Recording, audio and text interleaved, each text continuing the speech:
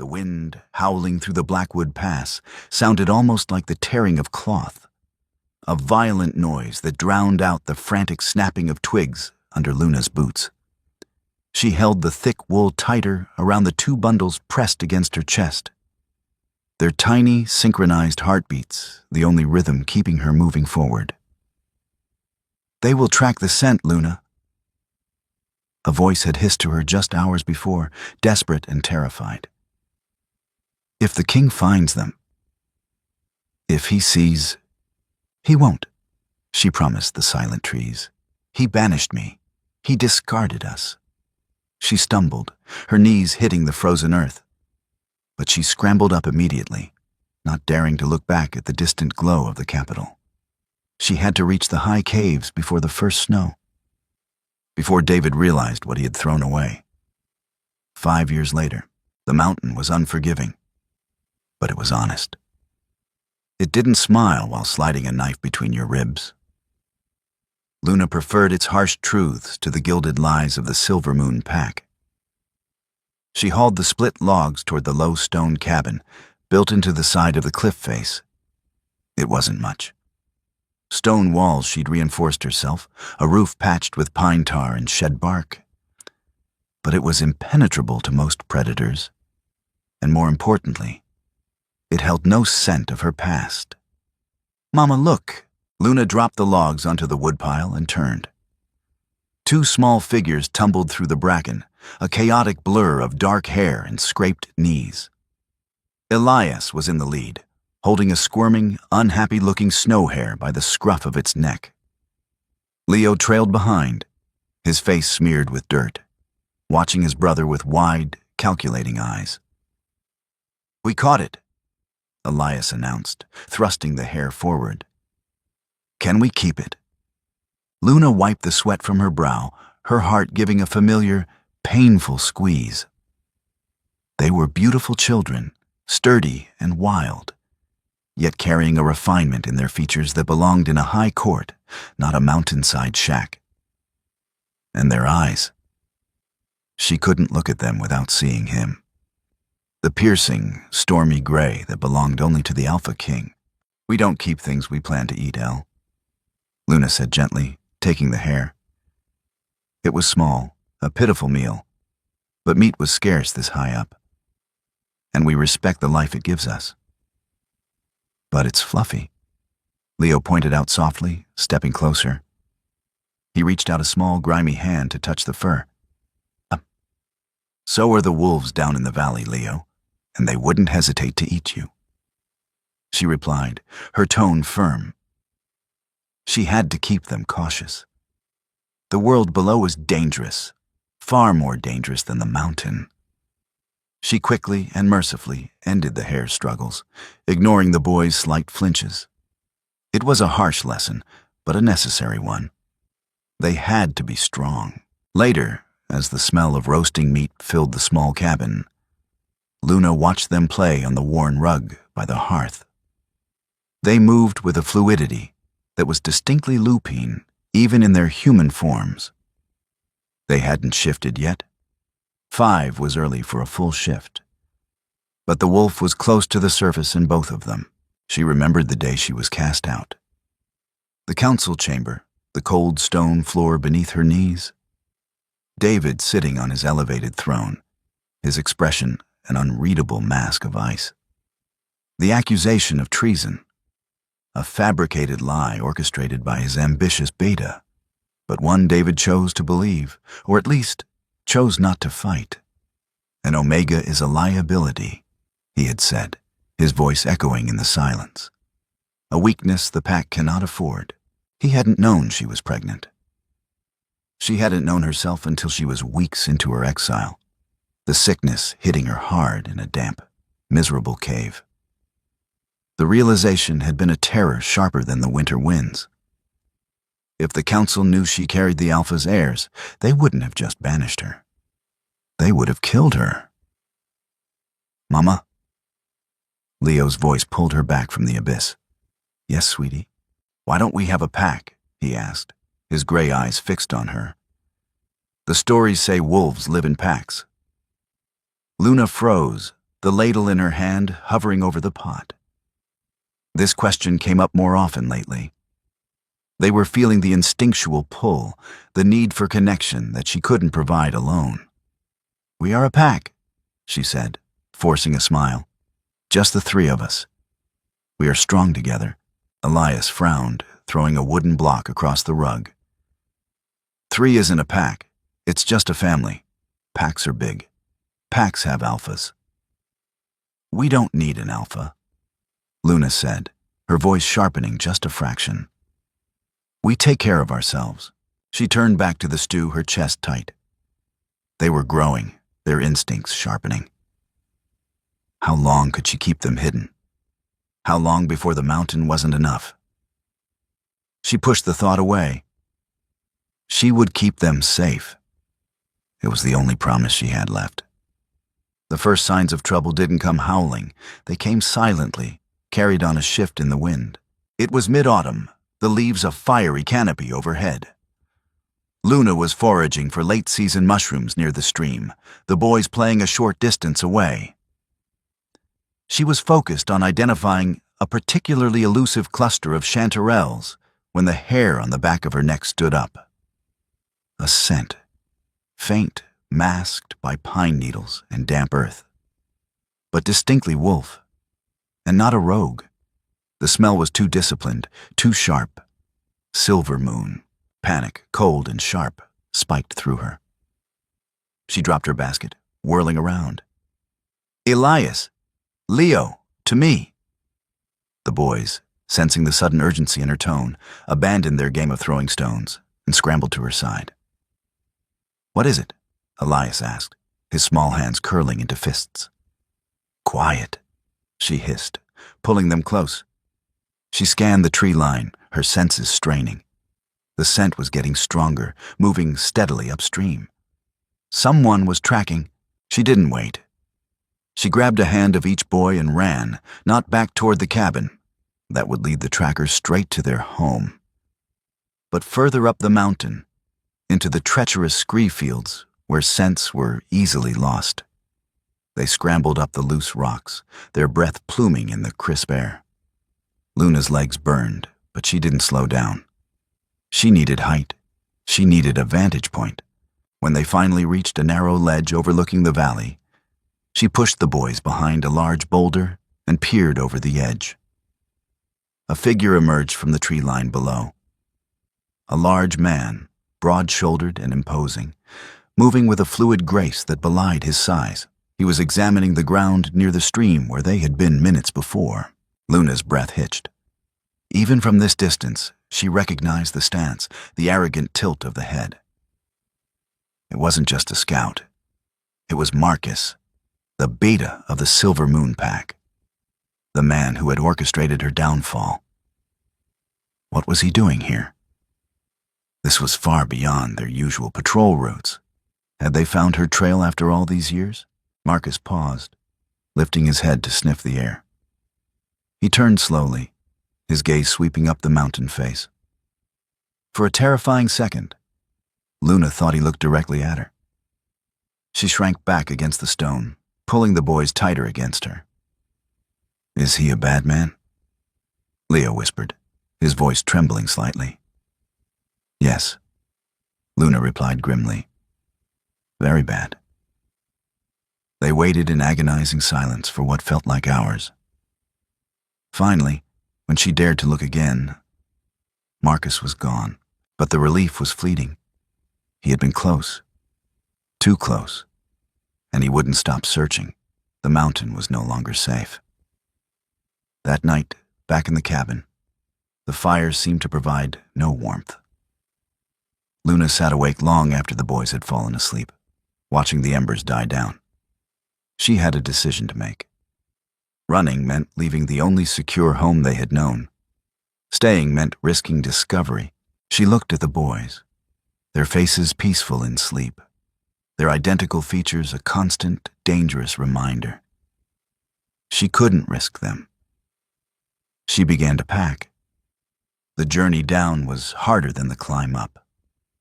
They were leaving the safety of the known for the terrifying uncertainty of the valley. Luna carried everything they owned in a single, heavy pack. The boys carried their small bows and a grim determination that broke her heart. She avoided the main trails, sticking to the dense undergrowth and rocky outcrops where tracking was difficult. She taught the boys to mask their scents with mud and crushed pine needles, to walk softly, to never speak above a whisper. They traveled for 3 days, the tension a constant physical weight. Every snapping twig, every rustle of leaves, made Luna's heart race. She felt hunted, a sensation she hadn't experienced since those first terrifying weeks of her exile. On the 4th day, they reached the edge of the Blackwood Forest, the boundary between the wildlands and the territory claimed by the Silver Moon Pack. "Where are we going, Mama?" Elias asked, his voice rough from disuse. "To a town," Luna said, pointing to a faint smudge of smoke on the horizon. "A human town.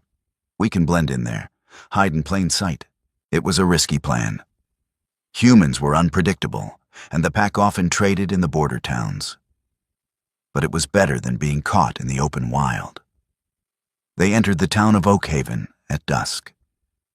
It was a bustling place, filled with the noise and smell of humanity. Wood smoke, stale ale, unwashed bodies, and roasting meat. The sensory overload was overwhelming after the silence of the mountain.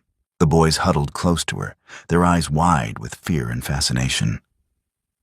They had never seen so many people, never heard so much noise. Luna found a small, dingy inn on the outskirts of town. The innkeeper, a sour-faced man with a greasy apron, barely looked at them as he took her coin. "Room 3 at the top of the stairs," he grunted. No fires allowed. The room was cramped and smelled of mildew, but it had a strong lock on the door. Luna slumped onto the single, sagging bed, exhaustion finally washing over her. "Are we safe here?" Leo asked, climbing onto the bed beside her. "For now," Luna said, pulling him close. "But we must be careful. We stay inside. We don't talk to anyone." The next few weeks were a blur of anxious waiting. Luna found work cleaning in a local tavern, a grueling job that barely paid enough to feed them. The boys stayed in the room, their world reduced to 4 walls and a small window overlooking an alleyway. They were miserable, but they were alive. Then, the rumors started. Whispers in the tavern, hushed conversations overheard in the marketplace. The Alpha King was coming to Oakhaven. The air in the Boar and Barrel Tavern was thick with the scent of spilled ale, burning tallow, and the nervous sweat of 100 anxious townsfolk. Oakhaven was accustomed to the occasional patrol from the Silver Moon Pack, usually a handful of weary guards seeking a warm hearth and a cold drink. They were not accustomed to the full weight of the royal entourage. Luna wiped her damp hands on her coarse linen apron, her back pressed against the rough timber of the kitchen doorframe. She kept her head bowed, letting the tangled curtain of her dark hair obscure her profile. For 3 days, the town had been paralyzed by the king's presence. He had commandeered the mayor's estate at the center of town, setting up a temporary court to hear border disputes and trade agreements. It was a logistical nightmare for the humans. But for Luna, it was a living terror. She moved mechanically, collecting empty wooden trenchers and wiping down scarred tables, her ears straining to catch every fragment of conversation from the armored men occupying the best booths. "I don't understand why the king himself had to ride out for a simple logging dispute," a young guard muttered, nursing a flagon of mead. He wore the silver crescent insignia on his left pauldron, marking him as a trusted soldier of the inner circle. "It isn't just the logging," an older, scarred veteran replied, keeping his voice low. He leaned across the table, his eyes darting around the crowded room. "Beta Marcus claims his scouts picked up a rogue trail near the Blackwood Pass, a dangerous one. The king wants the border secured." Luna's breath hitched, a cold shiver racing down her spine despite the stifling heat of the tavern. "Marcus. The beta had not been deterred. He had used the pretext of a rogue threat to bring the king's forces directly to the edge of the mountains. He was hunting her, using the full power of the pack to do it. A single rogue? The young guard scoffed. Hardly merits the Alpha King's attention. You don't question the beta, and you certainly don't question the king. The veteran snapped, slamming his flagon down. David has been restless ever since the winter of the Great Purge. He looks for reasons to ride out. Let him have this one. The Great Purge. That was what they called it now. The season she had been cast out, alongside a dozen others Marcus had deemed disloyal or weak. Luna squeezed her eyes shut, the memory of the cold stone floor of the council chamber threatening to drag her under. A sudden, suffocating silence fell over the tavern. It didn't happen gradually. It was instantaneous, as if the air itself had been sucked from the room. The loud, boisterous laughter died in the patrons' throats.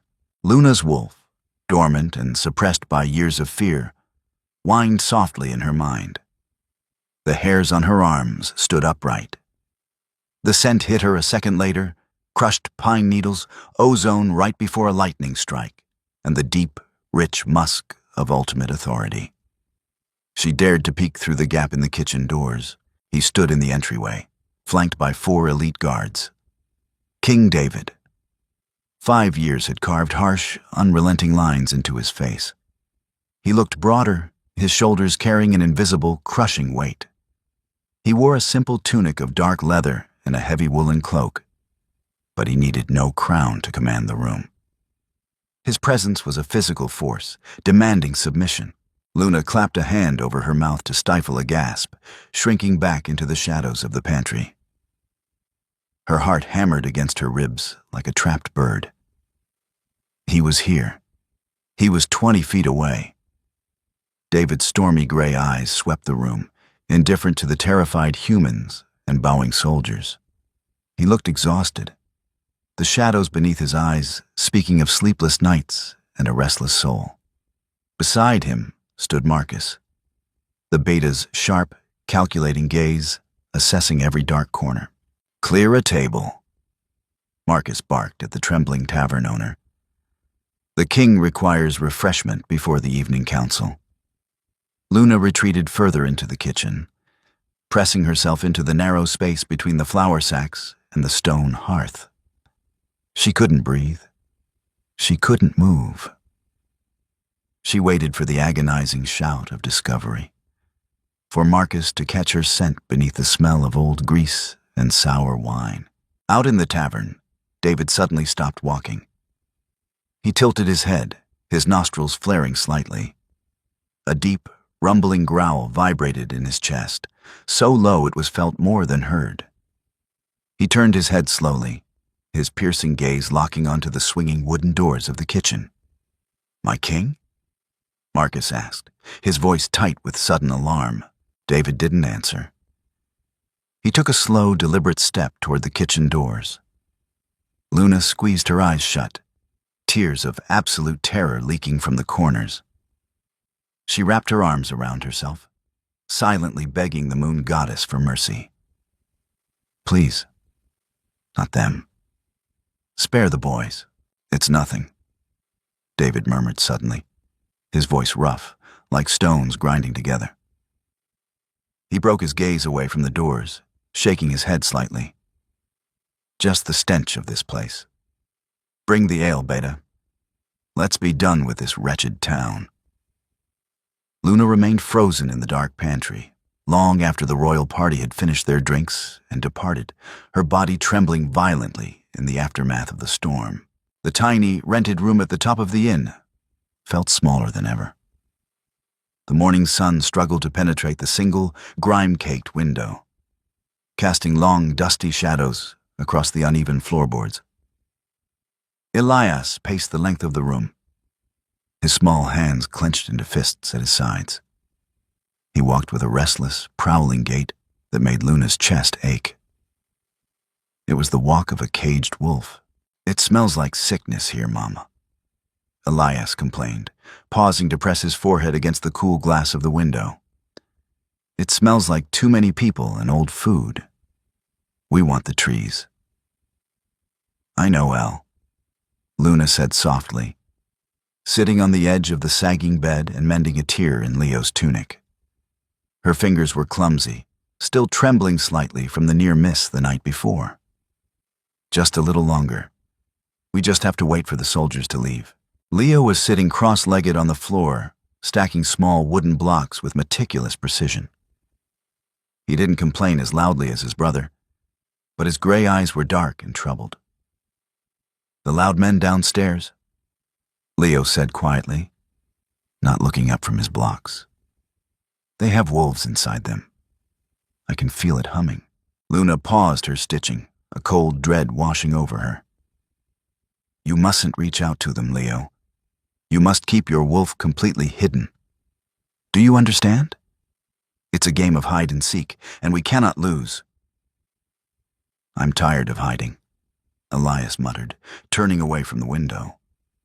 He kicked half-heartedly at the leg of the rickety washstand. "I want to run. I want to see the shiny horses." "Elias," Luna said, her tone hardening into a rare reprimand. "Look at me." She waited until the boy's rebellious gray eyes met hers. "We stay in this room. That is the rule. If we break the rule, the bad men from the mountain will find us. We will not be safe. Do you promise me you will not open that door?" Elias scuffed his boot against the floorboards, his jaws setting in a stubborn line that looked agonizingly familiar. "I promise." Luna sighed, pulling him into a tight embrace, kissing the top of his dark head. She reached for Leo, pulling him into the hug as well. "I love you both. More than the moon and the stars. I have to go to work now. Eat the bread on the table. I'll be back before sunset." She locked the heavy iron deadbolt from the outside, the metallic click echoing loudly in the narrow hallway.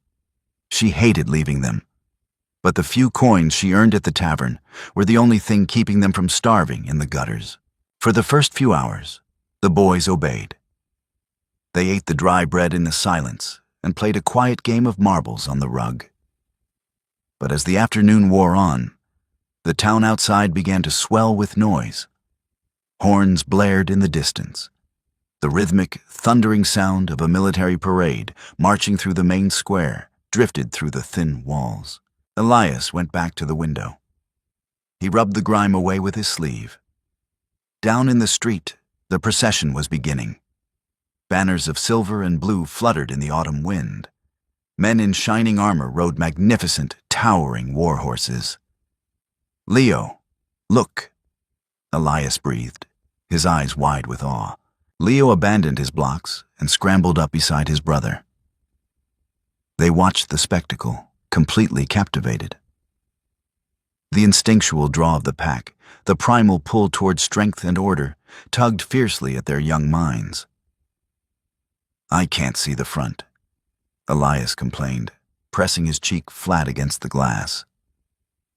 The procession was turning a corner, disappearing behind the sloped roof of the baker's shop. Elias looked at the heavy wooden door, then at the latch on the window.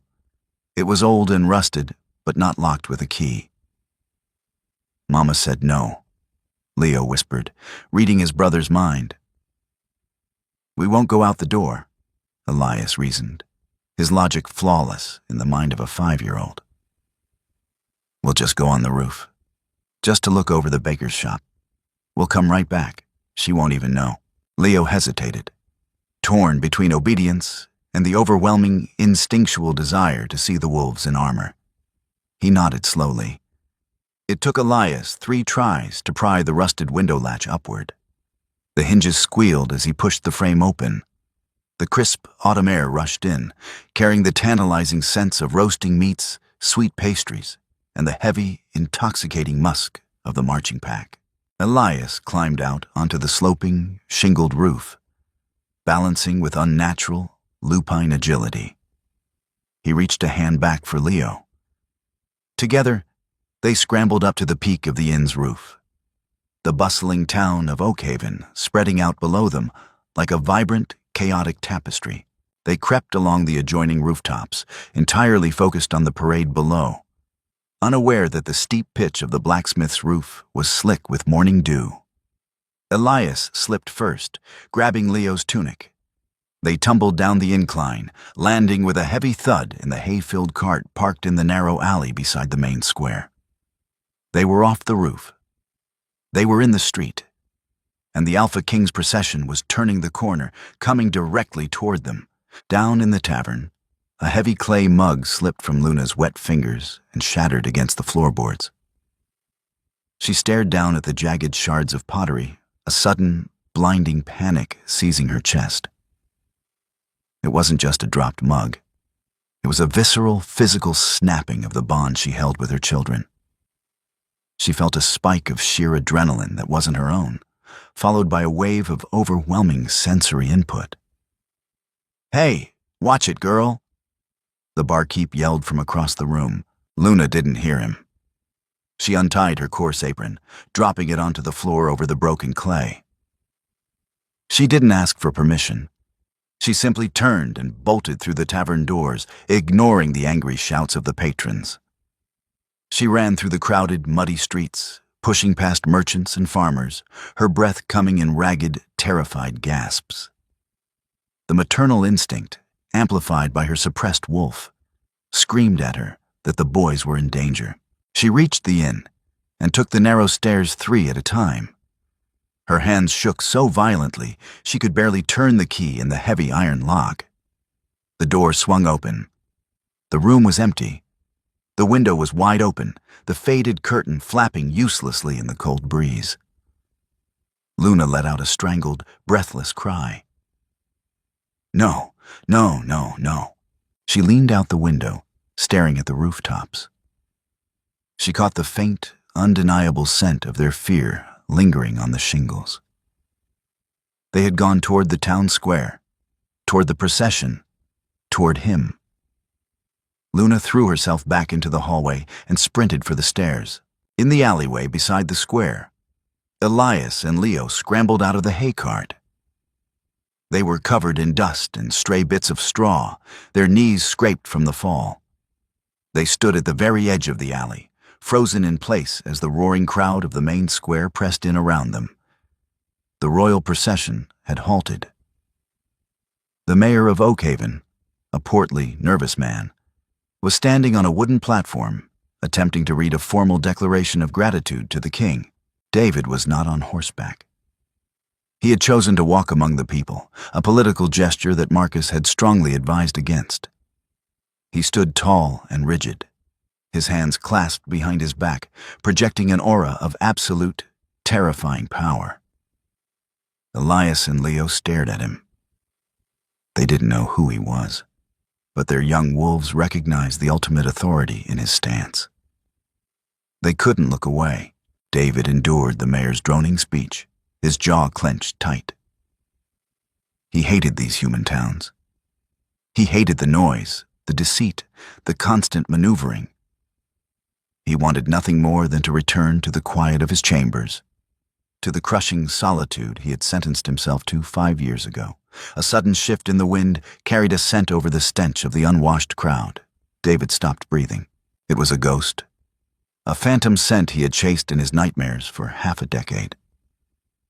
Rainwater on warm stones, crushed pine, and a delicate ribbon of vanilla. Luna. But that was impossible. Luna was dead. The mountain had claimed her, just as Marcus had assured him it would. The king turned his head sharply, completely ignoring the stuttering mare. His nostrils flared, tracking the scent through the dense air. It wasn't just her. Underneath the ghost of Luna's scent was something else. Something raw, young, and undeniably his. The scent of his own bloodline. He stepped forward, breaking the formation of his guards. The crowd parted instantly, stumbling over themselves to get out of his path. Terrified by the sudden, intense focus burning in the king's stormy gray eyes. David stopped at the mouth of the alleyway. He looked down. 2 small boys, no older than 5, stood clutching each other's hands. They wore ragged, oversized tunics. Their faces were smudged with dirt and soot. But the dirt could not hide the aristocratic, sharp lines of their cheekbones. It could not hide the stubborn set of their jaws. And as the boys stared up at the towering king, David felt the world tilt on its axis. He was staring into a mirror. He was looking at his own eyes, the turbulent, stormy gray of the Royal Alpha line, not on one face, but two. Twins. A heavy, suffocating silence fell over the immediate area. The guards gripped their weapons, sensing the sudden, dangerous shift in their king's demeanor. "My king?" Marcus stepped up beside David, his voice tight. He followed David's gaze downward. The beta's face went completely ashen. His eyes widened in absolute, unmistakable horror. These are just street urchins. Beggars. Move along, whelps." Marcus barked, reaching out to shove Elias backward. A deep, deafening snarl erupted from David's chest, a sound so violent and feral that several humans in the crowd screamed and dropped to their knees. David caught Marcus's wrist in a crushing grip, his fangs extending slightly over his bottom lip. "Touch them," David rumbled, his voice shaking the cobblestones beneath their feet. "And I will tear your arm from its socket." Marcus recoiled, pale and shaking, stepping back into the shadows. David slowly sank to one knee, ignoring the dirt, bringing himself eye level with the terrified children. His large, scarred hands hovered in the air, trembling slightly, afraid that if he touched them, they would vanish like mist. "Who?" David choked on the word, his formidable composure entirely shattered. "Who are you?" Before Elias could answer, a frantic, desperate scream shattered the quiet. "Don't touch them!" The crowd violently parted one last time. Luna burst into the clearing, breathless, her hair wild and her eyes wide with animalistic panic. She threw herself in front of the boys, wrapping her arms around them and shoving them behind her back, shielding them with her own small frame. She stood, chest heaving, staring defiantly down at the man, kneeling on the cobblestones. David slowly lifted his head. The color drained entirely from his face. The ghost was real. She was older, thinner, her once fine clothes replaced by rough-spun rags. But she was entirely, undeniably real. "Luna," David whispered, the name tearing out of him like a physical wound. The name hung in the damp alleyway air, fragile as spun glass and heavy as a warhammer. Luna. She did not flinch. The timid, trembling Omega who had once bowed her head to the council's harsh whispers was dead, buried beneath 5 years of mountain frost and maternal desperation. In her place stood a woman forged of iron and survival. She kept her arms locked protectively around Elias and Leo, her chin raised in a gesture of absolute defiance. "Step away from my children," Luna commanded. Her voice lacked the supernatural resonance of an alpha, but it carried a fierce, unyielding human command that made the royal guards instinctively shift on their feet. David remained on one knee, the damp cobblestones soaking through his dark leather trousers. He looked entirely paralyzed, a man trapped between the agony of a ghost and the blinding light of a miracle. He raised his hands, palms outward in a gesture of surrender, his stormy gray eyes silently pleading with her. "They told me the mountain claimed you," David rasped, his voice barely holding together. "They said the winter storm. They said they found your cloak beneath an avalanche. I thought I had sent you to your grave." "You did," Luna replied, her voice entirely devoid of warmth. "The girl you exiled died up there. I am what survived her." Before David could respond, a frantic voice shattered the fragile bubble of their reunion. "My king, do not listen to her." Marcus pushed through the line of guards, his face flushed, sweat beading on his forehead. "She is an exile, a traitor to the crown. By pack law, she is forbidden to look upon you, Guards, seize this woman and these rogue whelps. The guards hesitated, their eyes darting between the furious Beta and the kneeling king. The air pressure in the alleyway dropped violently. The scent of ozone and crushing pine magnified 100-fold, suffocating and absolute. David did not stand. He didn't even look at Marcus. He simply turned his head a fraction of an inch and let out a low, vibrating rumble from the deepest part of his chest. It was the true voice of the Alpha King. "If one man draws a weapon," David said softly, the lethal promise in his tone unmistakable, "I will ensure his blood waters these stones." He finally rose to his feet, his towering frame casting a long shadow over the alley. He turned his gaze slowly to Marcus. "Clear the mayor's estate. Dismiss the court. Secure the perimeter. No one enters or leaves without my express command." "But my king," Marcus stammered, stepping back as David took a slow step toward him. "Now, Beta," David commanded, the word cracking like a whip. Marcus bowed stiffly, his eyes darting with thinly veiled panic toward Luna and the twins, before he barked orders at the guards. Within moments, the alley began to clear, the crowd dispersing under the heavy threat of the king's wrath. David turned back to Luna. He kept a respectful distance, visibly fighting every instinct that screamed at him to close the gap, to pull his mate and his bloodline into his arms. "Please," he said, his voice dropping to a gentle, almost broken whisper. "Come with me. You are shivering. The boys are shivering. Let me offer you a hearth." Luna looked at the heavily armed men securing the street. She looked at the frantic, cornered energy rolling off Marcus in waves. The instinct to run was powerful, but the mountain had taught her cold logic.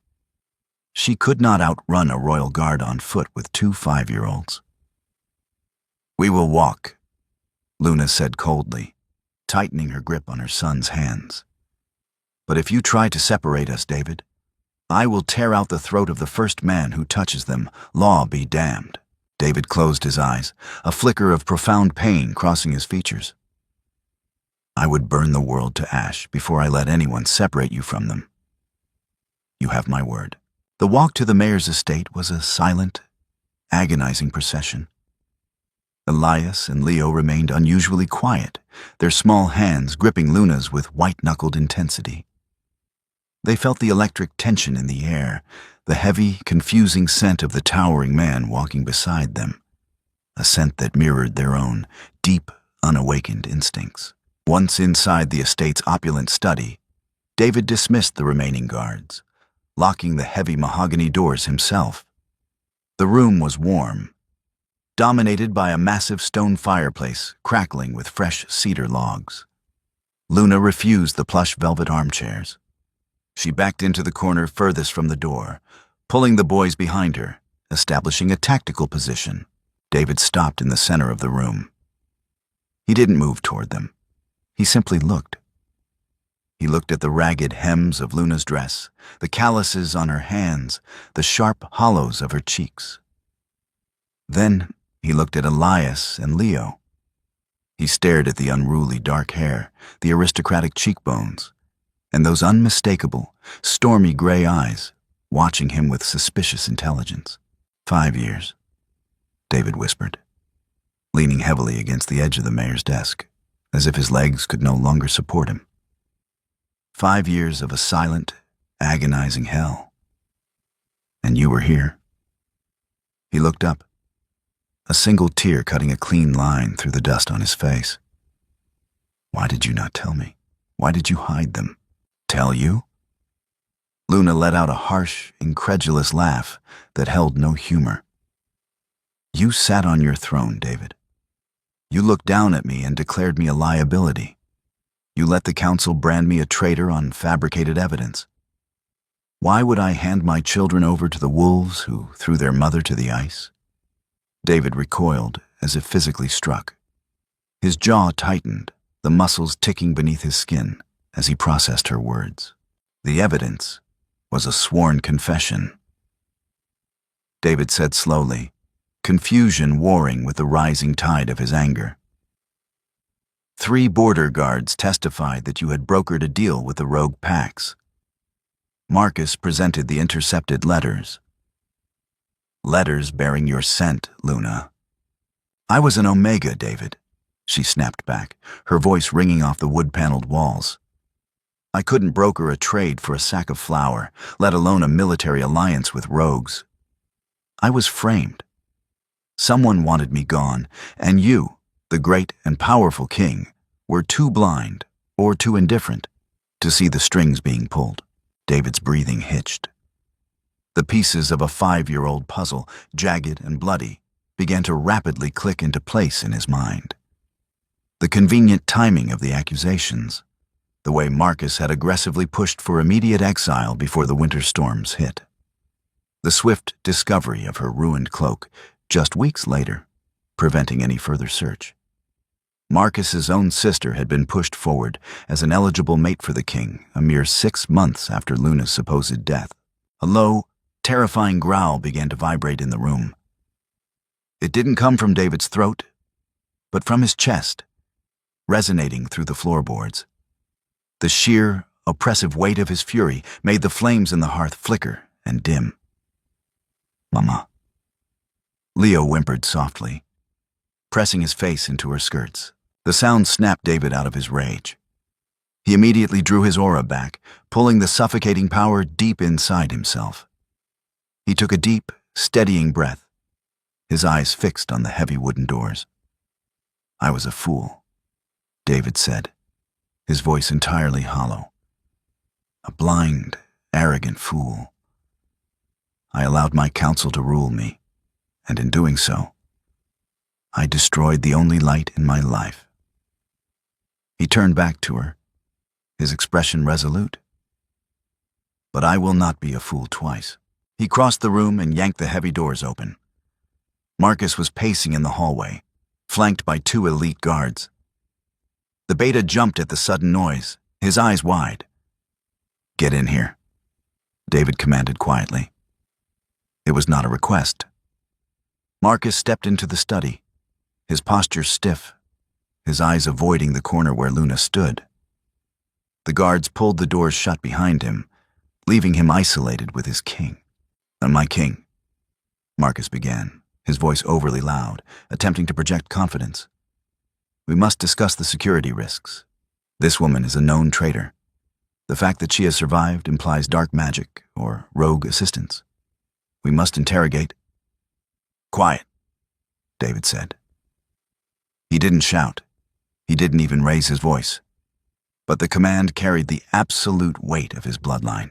David walked slowly around the mayor's desk, placing himself directly between Marcus and Luna. 5 years ago, Beta, you presented me with a cloak. You told me my mate was dead. Marcus swallowed hard, his Adam's apple bobbing in his throat. It was a tragic loss, sire. The scouts found it buried in the snow. And the letters? David asked, stepping closer. The ones bearing her scent? Intercepted by our finest trackers, Marcus insisted, a sheen of panic breaking through his composure. Sire, why are you questioning me? This woman has deceived us all. She has harbored these children in secret, conspiring against the crown. Elias suddenly stepped out from behind Luna's skirts. His small face was set in a furious scowl, his hands balled into tiny fists. He didn't understand the complex politics, but he understood the threat. A tiny, high-pitched rumble vibrated from the 5-year-old's chest. It was small, unrefined, but undeniably the challenge of an alpha bloodline protecting its pack. Marcus stared at the boy, the sheer reality of the royal heirs finally shattering his political calculations. If those boys lived, his sister would never bear the next king. His lineage would never touch the throne. The treason he had committed 5 years ago would guarantee his execution. Panic overtook logic. Marcus lunged. He didn't shift fully, but his eyes flashed yellow. his claws extending as he drove forward, intending to bypass David and grab the boy, a desperate bid for a hostage to secure his escape. He never made it past the desk. David moved with blinding, terrifying speed. There was no struggle, no protracted fight. It was the instantaneous, brutal application of overwhelming force. David caught Marcus by the throat, lifting the massive beta clean off the floor with one hand. David's eyes were completely black, the human pupil consumed by the wolf's rage. "You stole my mate," David roared, the sound shattering the glass of the mayor's display cabinets. "You stole the first 5 years of my sons' lives. You orchestrated the exile of your future, Luna." Marcus gagged, his hands scrabbling uselessly at the iron grip around his windpipe. "Guards!" David bellowed. The doors burst open immediately. "Strip this man of his rank. Bind him in silver and throw him in the deepest transport cage. He will face the full judgment of the Pack Council when we return to the capital." David threw Marcus to the floor. The beta gasped for air, coughing violently as the guard seized his arms and dragged him from the room, his ambitions reduced to ashes in a matter of seconds. The heavy doors clicked shut once more, leaving the study in a ringing, chaotic silence. The fire had burned down to glowing red embers. The silence in the mayor's study was no longer chaotic. It was thick, heavy, and laden with unspoken grief. Elias and Leo were fast asleep on the plush velvet sofa, their small bodies tangled together under a thick fur throw David had procured. The adrenaline had finally crashed, taking the boys into a deep, exhausted slumber. Luna sat in the armchair opposite them, her posture rigid, her eyes fixed on the rising and falling of their chests. She had allowed the estate servants to bring them warm water, fresh bread, and roasted meats. But she had refused to let anyone touch the children. She fed them herself, bathed their scraped knees herself. David sat on the stone hearth, keeping his distance. He had watched her care for them with a fierce, quiet devotion that cracked his heart wide open. He saw the way she moved, always calculating exits, always positioning herself between the boys and the door. It was the behavior of a hunted animal, a behavior he had forced upon her. "They are magnificent," David said quietly, his voice raspy from the earlier confrontation. "They have your resilience." Luna finally looked away from the boys, her dark eyes meeting his. The anger had burned out, leaving a profound, bone-deep exhaustion. "They have your stubbornness," she replied softly. "And your eyes. It made it very difficult to hate you up there, David. When I had to look at your face every single day." David dropped his head into his hands, his broad shoulders trembling. A choked sob escaped his throat, a sound of absolute heartbreak that no king should ever make. He slipped off the hearth, sinking to his knees on the rug. "I am sorry," he wept, the words tearing out of his chest. "I am so incredibly sorry, Luna. I should have protected you. I should have believed you. I let my duty blind me to my heart, and I have paid for it with half a decade of empty, frozen agony." He didn't move toward her. He stayed on his knees, offering his vulnerability, his absolute submission to the woman he had wronged. Luna stared at the top of his head. 5 years of resentment fought a bitter war against the unbreakable, fundamental bond of the mate tie. She remembered the cold nights in the cave, shivering and alone.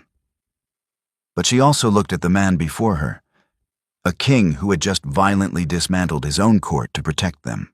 She slowly stood up from the armchair. She crossed the room, her footsteps silent on the thick rugs. She stopped in front of him. "The girl you banished is gone, David," Luna repeated, her voice steady yet softer now.